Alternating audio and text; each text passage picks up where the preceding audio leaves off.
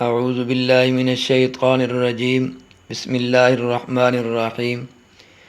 وَإِذَا قِيلَ لَهُمْ آمِنُوا بِمَا أَنزَلَ اللَّهُ قَالُوا نُؤْمِنُ بِمَا أُنزِلَ عَلَيْنَا وَيَكْفُرُونَ بِمَا وَرَاءَهُ وَهُوَ الْحَقُّ مُصَدِّقًا لِمَا مَعَهُمْ قُلْ فَلِمَ تَقْتُلُونَ أَنْبِيَاءَ اللَّهِ مِنْ قَبْلُ إِن كُنتُم مُّؤْمِنِينَ وَلَقَدْ جَاءَكُم مُّوسَىٰ بِالْبَيِّنَاتِ ثُمَّ اتَّخَذْتُمُ الْعِجْلَ مِن بَعْدِهِ وَأَنتُمْ ظَالِمُونَ وَإِذْ أَخَذْنَا مِيثَاقَكُمْ وَرَفَعْنَا فَوْقَكُمُ الطُّورَ خُذُوا مَا آتَيْنَاكُمْ بِقُوَّةٍ وَاسْمَعُوا قَالُوا سَمِعْنَا وَعَصَيْنَا وَأُشْرِبُوا فِي قُلُوبِهِمُ الْعِجْلَ بِكُفْرِهِمْ قُلْ بِئْسَ مَا يَأْمُرُكُم بِهِ إِيمَانُكُمْ إِن كُنتُم مُّؤْمِنِينَ وَإِذَا قِيلَ لَهُمْ اور جب ان سے کہا جاتا ہے آمنو ایمان لو بما انزل اللہ اس چیز پر جو اللہ تعالیٰ نے نازل فرمائی ہے قالو کہتے ہیں نؤمنو ہم ایمان رکھتے ہیں بما انزل علینا اس چیز پر جو ہماری طرف نازل کی گئی ویکفرون بما وراء اور انکار کرتے ہیں اس کے علاوہ کا وهو الحق حالانکہ وہ حق ہے مصدقا لما معهم تصدیق کرنے والی ہے اس کی جو ان کے پاس ہے قل آپ صلی اللہ علیہ وسلم فرما دیں فَلِمَ تَقْتُلُونَ أَنْبِيَاءَ اللَّهِ پس تم کیوں قتل کرتے رہے اللہ تعالیٰ کے پیغمبروں کو من قبل اس سے پہلے ان کنتم مؤمنین اگر تم مومن ہو وَلَقَدْ جَاءَكُم مُّوسَىٰ اور البتہ تحقیق لائے تمہارے پاس موسیٰ علیہ السلام بالبینات واضح دلیل ثم اتخذتم العجل پھر تم نے بنا لیا بچڑے کو معبود من بعدہ اس کے جانے کے بعد وانتم ظالمون اور تم کیا تھے ظالم تھے وَإِذْ أَخَذْنَا مِيثَاقَكُمْ اور جب ہم نے تم سے پختہ عہد لیا وَرَفَعْنَا فَوْقَكُمُ الطُّورَ اور بلند کیا ہم نے تمہارے اوپر طور پہاڑ کو خُذُوا مَا آتَيْنَاكُمْ بِقُوَّةٍ پکڑو اس کو جو ہم نے تمہیں دیا ہے مضبوطی کے ساتھ وَاسْمَعُوا اور سنو قَالُوا سَمِعْنَا وَعَصَيْنَا انہوں نے کہا ہم نے سن لیا اور ہم نے مانا نہیں وَأُشْرِبُوا فِي قُلُوبِهِمُ الْعِجْلَ اور پلا دی گئی ان کے دلوں میں بچڑے کی محبت بِكُفْرِهِمْ ان کے کفر کی وجہ سے قُلْ بِئْسَ مَا آپ صلی اللہ علیہ وسلم فرما دیں بری ہے وہ چیز یأمرکم بِهِ ایمانکم جس کے لیے حکم کرتا ہے تمہیں تمہارا ایمان ان کنتم مؤمنین اگر ہو تم مومن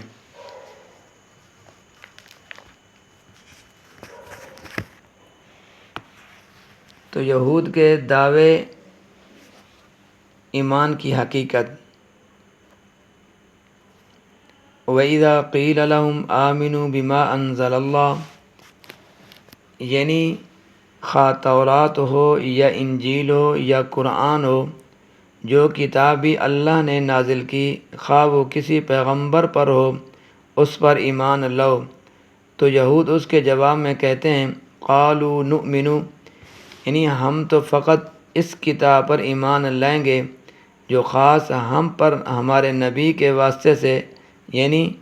نبی کے واسطے سے نازل کی گئی ہے اس شرط پر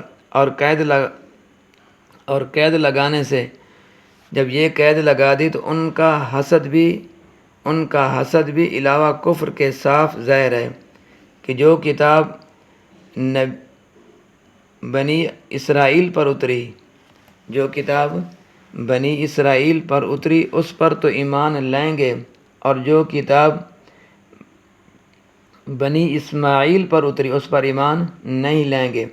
یہ مرد حسد کی بنا پر اپنی کتاب کے سوا تمام کتابوں کا انکار کرتے ہیں حالانکہ تورات کے سوا اور جو کتابیں خدا تعالی نے نازل کی وہ سب فی نفس ہی حق ہیں، یعنی سچی ہیں اور واقع کے مطابق ہیں، اور اس کتاب کی تصدیق بھی کرنے والی ہیں جو ان یہود کے ہاتھ میں ہے، یعنی تورات۔ مثلاً قرآن مجید جو محمد صلی اللہ علیہ وسلم پر نازل ہوا، وہ اصول دین میں پہلی کتابوں کی تصدیق کرتا ہے، اور وہی دعوت توحید پیش کرتا ہے جو ان کی تورات میں موجود ہے۔ تو قرآن کا انکار تورات کا بھی انکار ہے۔ اگر یہود کے تورات پر دعوے ایمان کو ایک اور طرح رد فرمایا جاتا ہے اور ارشاد ہوتا ہے قُلْ فَلِمَ تَقْتُلُونَ أَنْبِيَاءَ اللَّهِ مِنْ قَبْلُ إِن كُنْتُمْ مُؤْمِنِينَ، یعنی تم اللہ کے پیغمبروں کو قتل کرتے چلے آئے، حالانکہ وہ پیغمبر تو تورات ہی کے مطابق حکم دیتے تھے اور شرعیت موسوی کی تائید اور تجدید کے لیے مبعوث ہوئے تھے، جیسا کہ حضرت زکریا اور حضرت یحییٰ علیہ السلام۔ تورات نے تو ایسا کرنے کی اجازت نہیں دی تھی، بلکہ وہ تو انبیاء کی اطاعت کا حکم دیتی ہے۔ اس لیے تمہارا یہ دعویٰ بھی غلط ہے کہ تم اپنی قوم کے انبیاء کو مانتے ہو اور اس کتاب اور وحی کو مانتے ہو جو تم پر نازل ہوئی۔ اگر تمہارا اپنی قوم کے انبیاء اور کتاب پر ایمان ہوتا تو تم اللہ کے پیغمبروں کو کیوں قتل کرتے ہو؟ تو معلوم ہوا کہ نہ تورات پر تمہارا ایمان ہے اور نہ شریعت موسوی پر تمہارا ایمان ہے۔ یہاں آیات میں جو یہود کا قول نقل کیا گیا ہے کہ ہم صرف تورات پر ایمان لائیں گے اور دوسری کتاب پر ایمان نہ لائیں گے، یہ صریح کفر ہے۔ اس قول کے ساتھ ان کا یہ دعویٰ کہ ہم ایمان والے ہیں، اپنی کتاب اور اپنے انبیاء پر ایمان رکھتے ہیں، تو یہاں اللہ تعالیٰ نے یہود کے اس دعوے کو تین طرح رد فرمایا۔ کتنی طرح؟ تین طرح رد فرمایا ہے۔ اول یہ کہ جب دوسری کتاب کی حقانیت واقع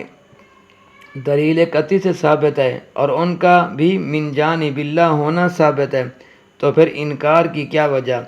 اور ایسا کرنے سے ایمان کہاں رہے گا؟ دوسری یہ کہ ایک نبی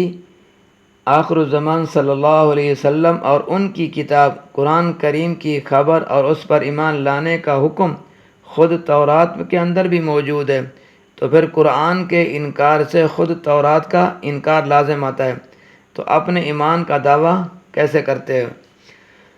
اور تیسرے یہ کہ انبیاء علیہ السلام کا قتل کرنا تمام کتب سماویہ میں کفر ہے،